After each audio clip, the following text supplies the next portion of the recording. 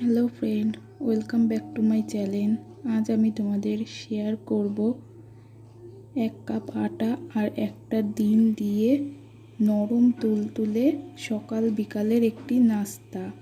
এটি যে কোনো সময়ই বানিয়ে নিতে পারেন। এটি খেতে অনেকটাই মজাদার হয়। চলুন তাহলে শুরু করা যাক। এখানে একটা বোল নিয়ে নিয়েছি। এবার বোলের ভেতর 1 কাপ আটা দিয়ে দেব। আপনারা চাইলে ময়দাও দিতে পারেন।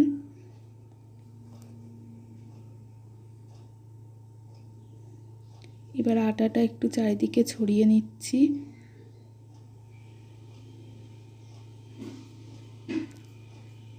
এবার আটার ভেতর একটা ডিম নিয়ে নেব।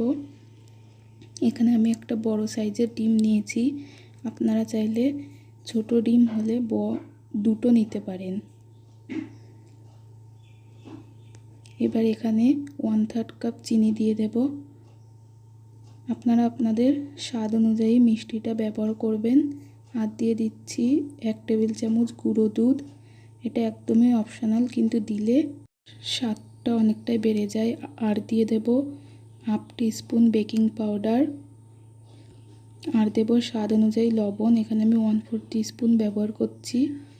এবার সমস্ত উপকরণ ভালো করে মিক্স করে নেব।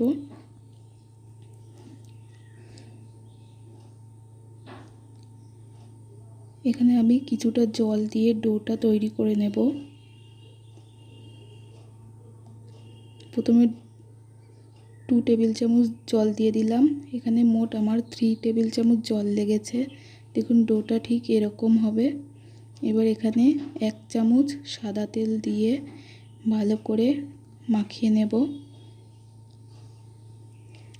মাখিয়ে নেওয়া হয়ে গেছে।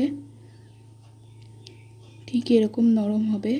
এবার কিচেন স্ল্যাবটা ভালো করে পরিষ্কার করে নিয়ে তেল লাগিয়ে নিলাম। এবার এখানে ডোটা নিয়ে নিলাম। ডোটা একটা বেলনি দিয়ে ভালো করে বেলে নেব।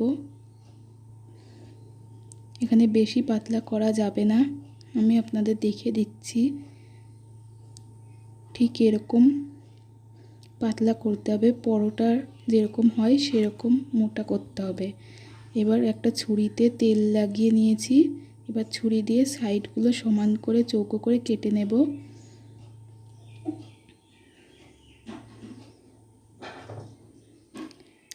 এই বাকি এগুলো ফেলবো না, এগুলো দিয়ে আবার পরে এক্সট্রা করে বানিয়ে নেব। এবার পিস পিস করে নেব। এখানে আমার 12 পিস হয়েছে। এবার একটা নিয়ে 4 কোণে একসাথে জোড়া লাগিয়ে নিলাম। এইভাবে আরেকটা ডিজাইন করে দিচ্ছি।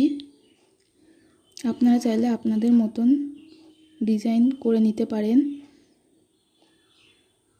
এভাবে সবগুলো তৈরি করা হয়ে গেছে। এবার একটা ফ্রাইং প্যানে সাদা তেল গরম করে নিয়েছি। এর ভেতর তৈরি করে রাখা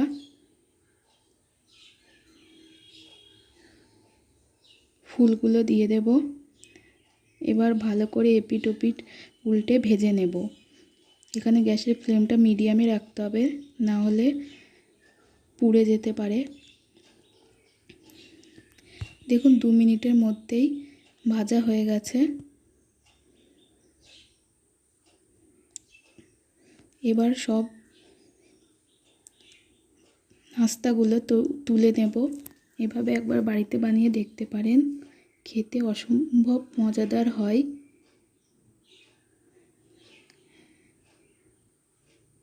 দেখুন সব নাস্তাগুলো তুলে নিয়েছি। যদি ভালো লাগে প্লিজ লাইক কমেন্ট আর অনেক অনেক শেয়ার করবেন। আর যারা চ্যানেলটি এখনও সাবস্ক্রাইব করেনি তারা অবশ্যই সাবস্ক্রাইব করে দেবেন। আর পাশে থাকা বেল আইকন বাটনটি ক্লিক করে দেবেন, যাতে সবার প্রথমে আপনাদের কাছে ভিডিওগুলি চলে যায়। দেখুন কতটা স্পঞ্জি হয়েছে তা আপনারা দেখতেই পারছেন। এভাবে একবার বাড়িতে বানিয়ে দেখতে পারেন। বাচ্চাদের অনেক পছন্দের হবে।